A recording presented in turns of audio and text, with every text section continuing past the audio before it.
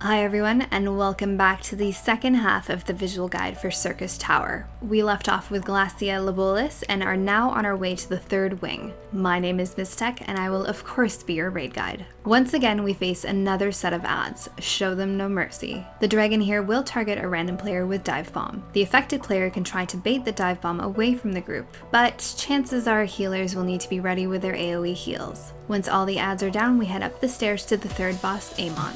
You'll see a lot of familiar mechanics on this fight. There are a few AoEs to avoid and heal through, so do your best to avoid as much damage as possible. Slimes will spawn around the room that will slowly make their way to Amon. Each alliance group should switch to their ad and burn it down immediately.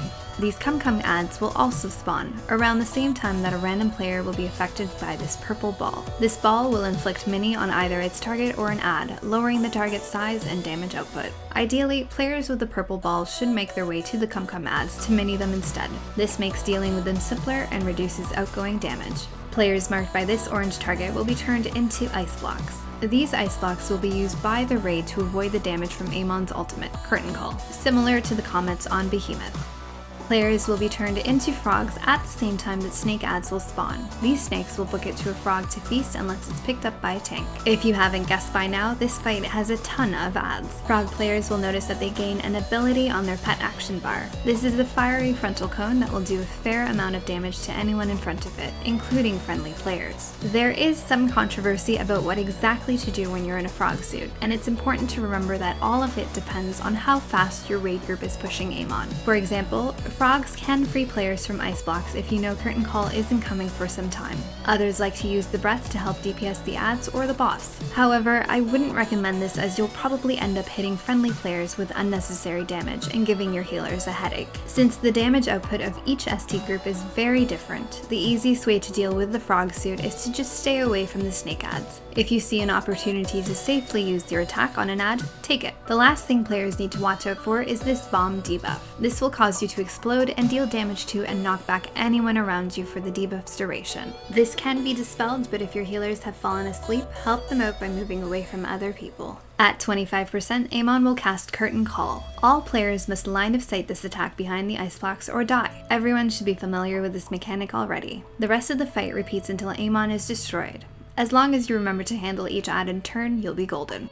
Finally, we make it to XANDE, the last boss of Syrcus Tower. The three alliance groups will again spread out around the platform. XANDE has typical AoE abilities that are easy to see and easier to move out of. Melee needs to especially watch out for Knuckle Press, which will knock back anyone it hits. Periodically, he will summon these yellow orbs that will each blast the raid with a crazy spicy AoE. To counter this attack, one player must run into the yellow circle and remain in it until the AoE is cast. Running into the yellow will cause a shield to pop up around the orb that will significantly reduce the amount of outgoing damage to the raid and instead hit the player inside the bubble with a much smaller attack. Only one person needs to be in the circle, so make sure all yellow circles are accounted for. At 70%, XANDE will teleport away and summon these attractor ads that slowly pull down death meteors. There are 3 small attractors around the outside and one massive one in the middle. If you don't destroy the ads in the time that it takes the meteors to fall, you will wipe.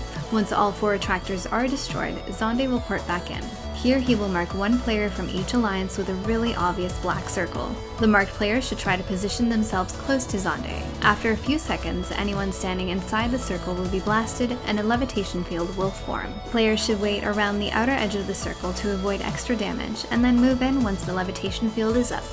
The levitation field will boost anyone in it off of the ground, allowing them to avoid XANDE's next AoE ground attack, Ancient QUAKE. This attack will probably one-shot anyone on the ground, so make sure you're floating. Right after, XANDE will restart his AoE ability, so be sure not to stand in the no-no spots. The rest of the fight will repeat these mechanics. Remember to send one player into each yellow circle, avoid AoEs, and get ready for the next set of attractors. Depending on your raid's DPS, at around 40% he will again teleport away, but this time he will summon 6 smaller attractors along with the big one in the middle. Each alliance should destroy the 2 closest to their section before burning down the middle. After the second meteor phase, remember to handle the levitation fields and AoEs as necessary. At this point in the fight, XANDE will be freely marking players with levitation fields and casting Ancient QUAKE. He will also begin to cast Ancient QUAKE, a raid-wide AoE blast that the healers need to keep up with. Kill him before he kills you.